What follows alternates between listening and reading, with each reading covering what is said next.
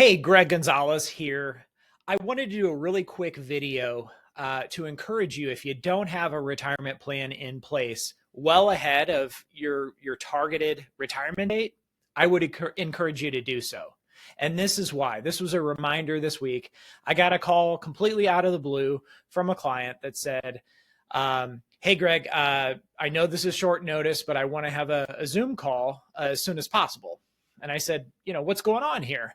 He said, well, this morning his company announced a big layoff of his entire department. So he said, hey, I got a severance package. I've got health insurance covered for the next 12 months. And he goes, you probably remember I was not planning on retiring for another 12 to 18 months here. And this kind of was thrown on me.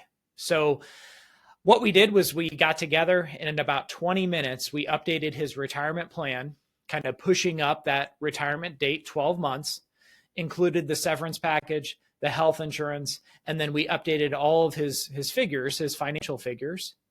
And we had to sort of adjust his retirement withdrawal strategy slightly for the first year.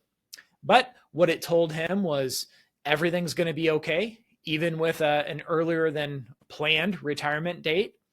And he said, gosh, this really, really makes me feel good and confident about this. I'm glad we already had the plan built and all we had to do was go in and make changes.